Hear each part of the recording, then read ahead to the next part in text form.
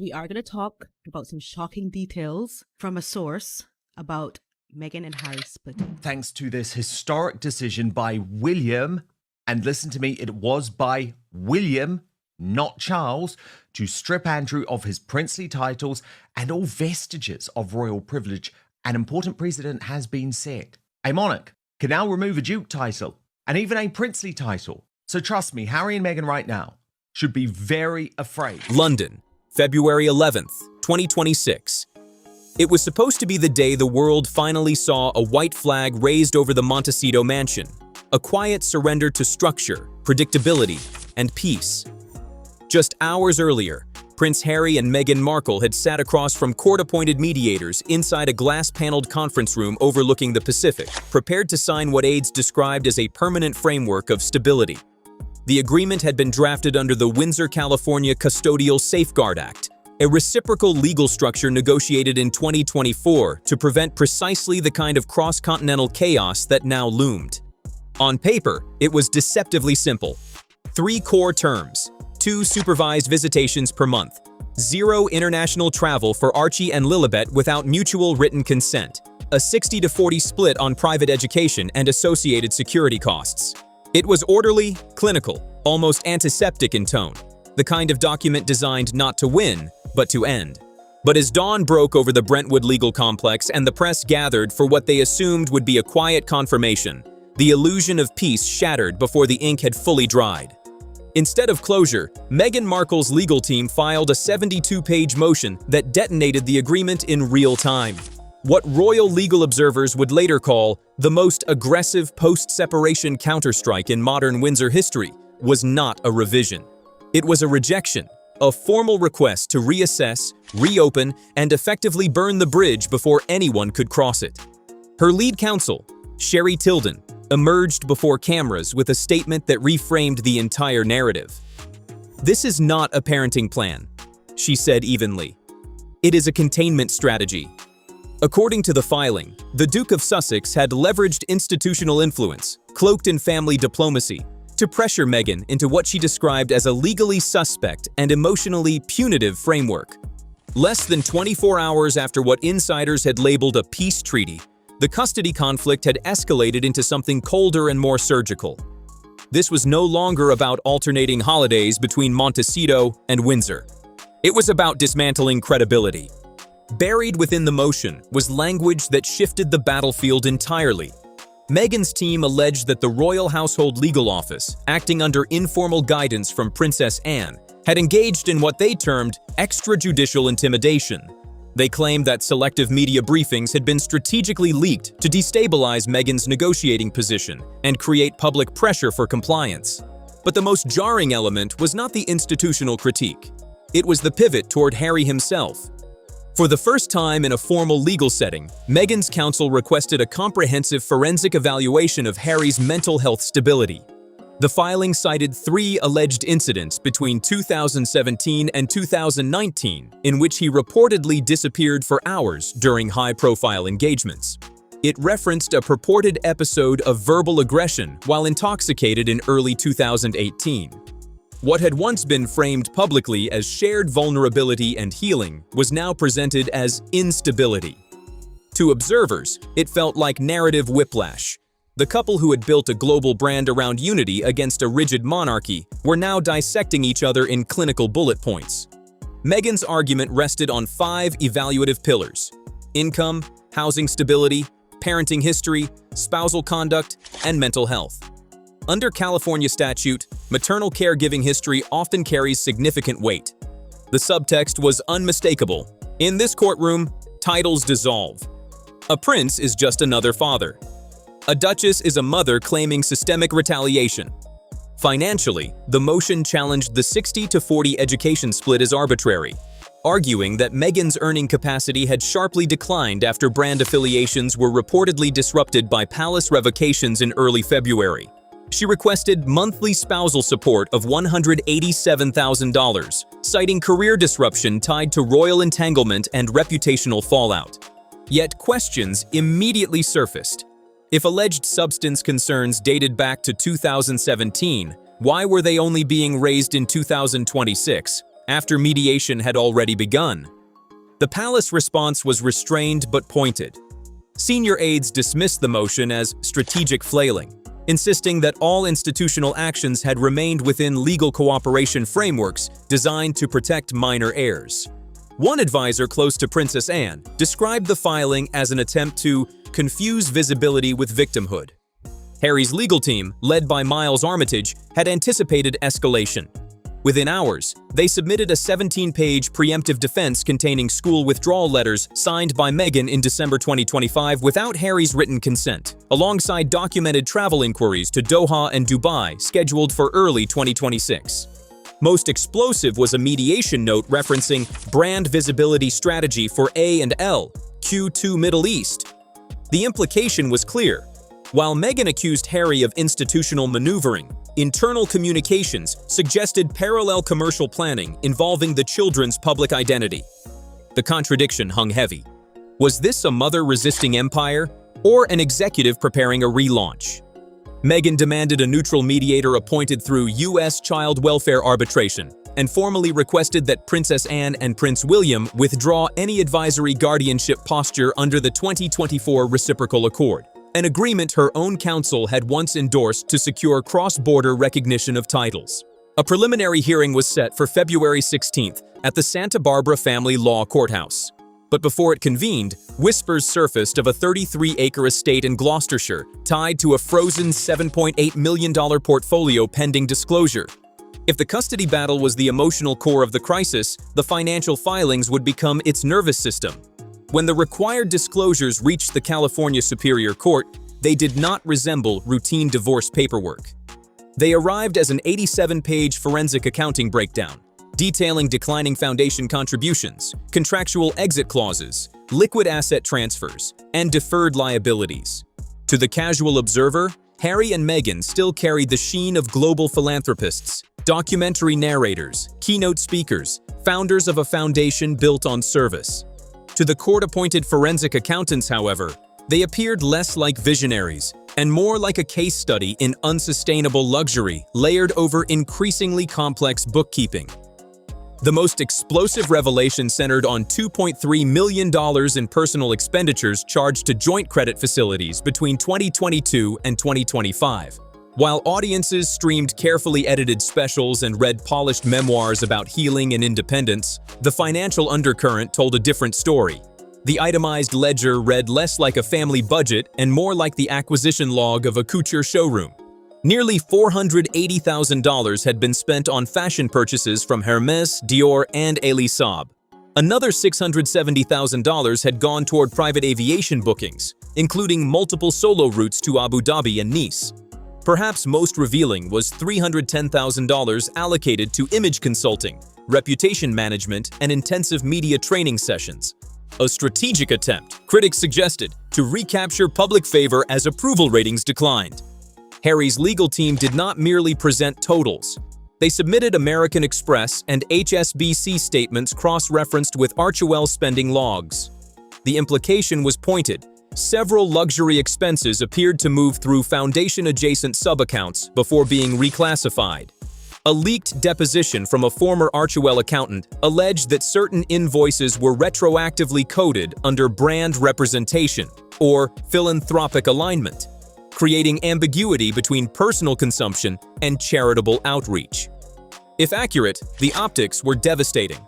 Donor funds, even indirectly, entangled with luxury purchases would invite regulatory scrutiny. The matter escalated beyond domestic bookkeeping. A redacted notice from the U.S. Treasury's Financial Crimes Enforcement Network confirmed 2 Cayman Islands accounts connected to a British Virgin Islands entity named Echo Clover Limited. The company, allegedly overseen by a trustee linked to Archewell operations in late 2025, received approximately $890,000 in transfers from Dubai-based event organizers. That income did not appear in publicly filed foundation disclosures or in Meghan's individual tax summaries for that fiscal year. Prince William has finally snapped. Enough is enough. He has told friends he will strip Meghan Markle of the HRH title she keeps using, defying an agreement with the late Queen Elizabeth II to no longer use the title. The Daily Beast has reported that King Charles is turning a blind eye, but King William won't. Upon learning of the offshore structure, palace legal advisors invoked the 2023 Crown Transparency Statute, forwarding documentation to the United Kingdom's Serious Fraud Office for parallel review. Meghan's spokesperson dismissed the reports as mischaracterized legacy structuring, asserting that all expenditures reflected legitimate brand expansion and post-exit career continuity. In her camp's framing, strategic spending was defensive, a shield against institutional marginalization. Inside Archewell, however, morale reportedly deteriorated. Within 24 hours of the financial disclosures surfacing in court filings, 3 senior staff members resigned, including the Director of Brand Partnerships and Deputy Legal Counsel. One insider, speaking anonymously, described an atmosphere of exhaustion and exposure, adding that few wanted proximity to a guardianship dispute now intersecting with potential tax inquiries. Hollywood took notice. Industry whispers suggested that partners such as Spotify and Penguin Random House were re-evaluating Meghan's slated 2026 solo project, Woman Without a Crown.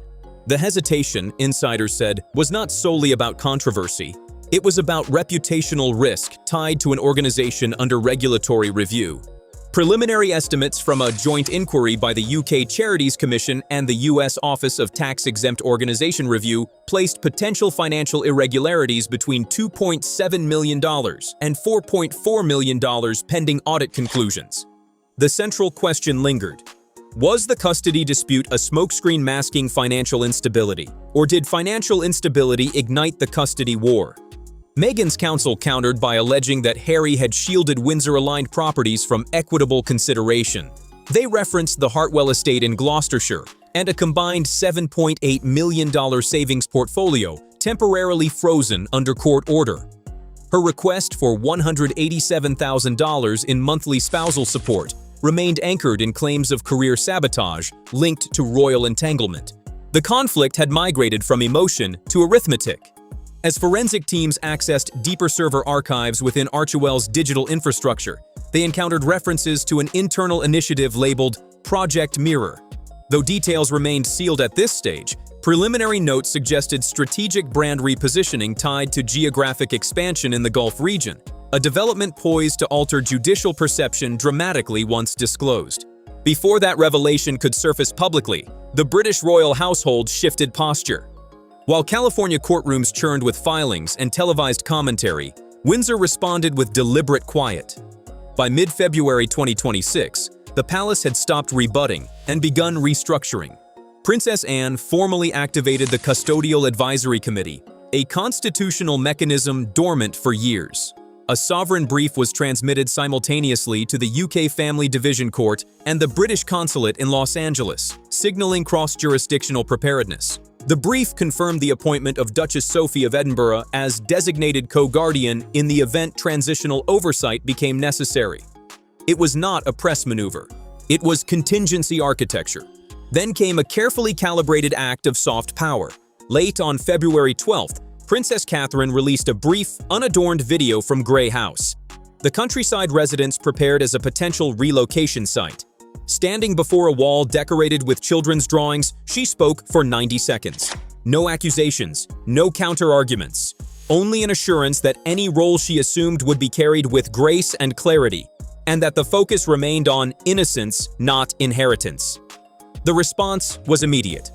The video surpassed 11 million views within hours, and sentiment in Commonwealth nations shifted noticeably toward institutional steadiness over personal conflict. Yet the most consequential movements occurred beyond public view. Lady Louise Windsor was quietly photographed arriving at Dulles International Airport, not as a tourist, but as a legal liaison accredited under diplomatic protocol. Her presence signaled that the institution was no longer reacting. She arrived under diplomatic seal from RAF Northolt, accompanied by 2 child welfare officers and a trauma psychologist. Her mission was a direct application of the Windsor, California Reciprocal Accord of 2024, a treaty Meghan's legal team had once treated as a ceremonial safeguard for titles. In practice, it functioned as a legal Trojan horse, granting temporary dual sovereign oversight to minor royal heirs in cases of verified reputational or custodial risk. Lady Louise's task was straightforward: conduct an on-site welfare review of Archie and Lilibet. Her diplomatic status made her presence non-negotiable.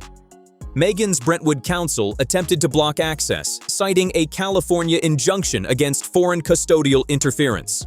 But the children's international titles, combined with the 2024 treaty, rendered the palace's move legally insulated. Louise was there to observe and report, yet symbolically, her arrival signaled something larger: institutional reach inside what had once been a private domestic dispute. Simultaneously, Prince William initiated financial containment measures. In a closed session with the Royal Household Financial Office, he directed that all Windsor-linked assets co-managed by Harry, including trademarks and residual royalties, be placed under independent escrow review. It was not simply about preserving funds, it was about severing leverage. By 8:45 a.m. on February 14th, Harry's legal team filed a motion requesting independent psychological evaluations for both parents, citing documented stress records from 2019 to 2022. Meghan's attorney, Sherry Tilden, denounced the request as weaponized vulnerability, but the court granted review. The Windsor strategy was now unmistakable: avoid tabloid mud, apply treaty law, freeze finances, and reframe the dispute around child-first stability. Then came the revelation neither side had publicly anticipated. On February 16th, inside the Santa Barbara Family Law Courthouse, a court-appointed forensic IT specialist introduced a recovered file labeled Project Mirror. Until that moment, Meghan's Middle East outreach had been framed as philanthropic brand expansion. The encrypted server log suggested something more structured. Dated January 18, 2026, Project Mirror was a 42-page strategic relocation outline proposing the long-term establishment of Archie and Lilibet in Qatar under a media development partnership tied to a sovereign investment subsidiary. Metadata indicated edits under Meghan's administrative credentials spanning 5 months.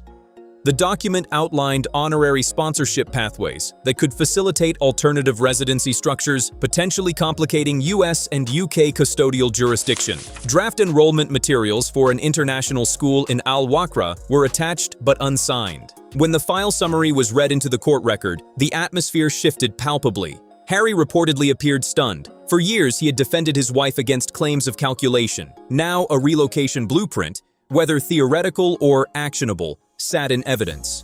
Tilden argued that Project Mirror was a conceptual exercise exploring future security and opportunity, not an executable plan.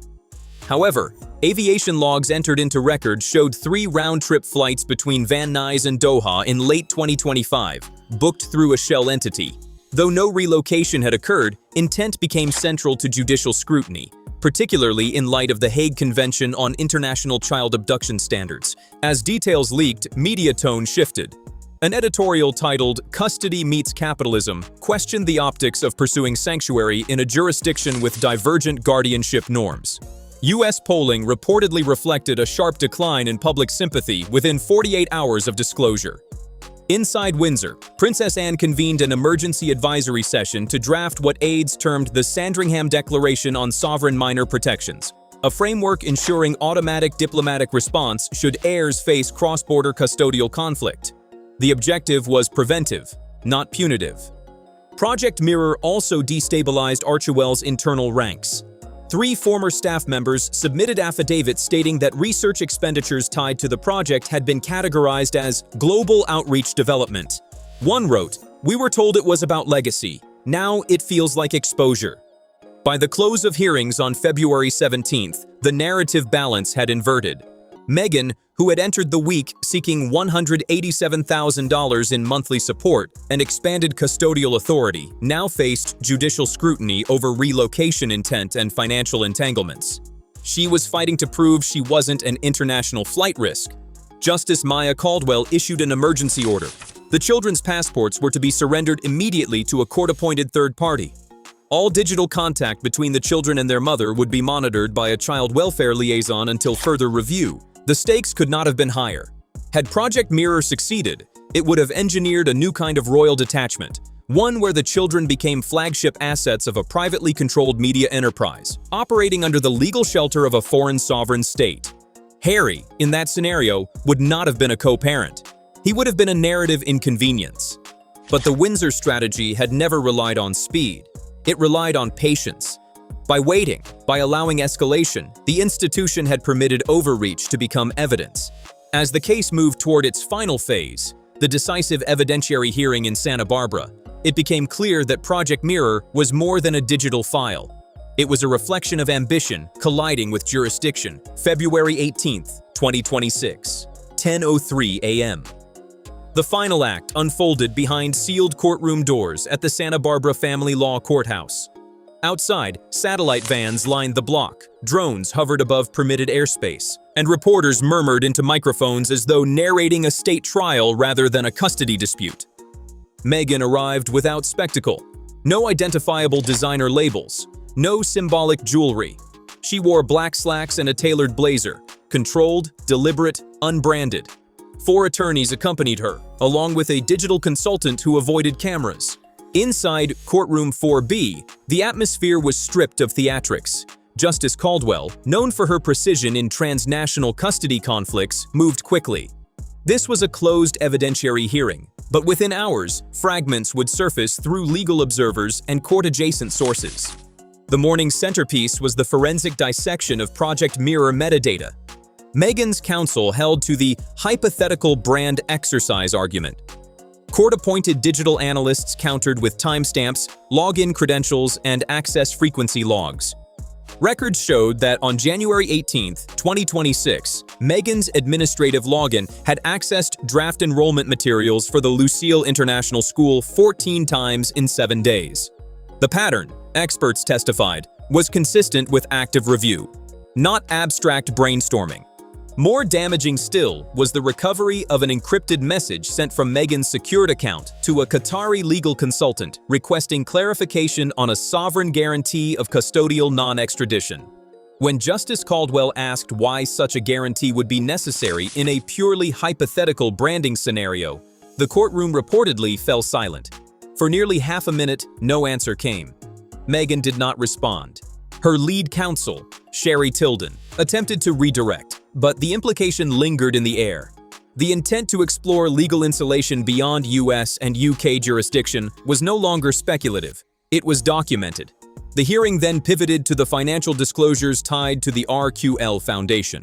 Court auditors reviewed itemized transfers totaling $1.1 million to entities in the UAE, alongside the previously disclosed $480,000 in luxury fashion expenditures. Harry's legal team argued that the issue was not personal taste, but fiduciary responsibility.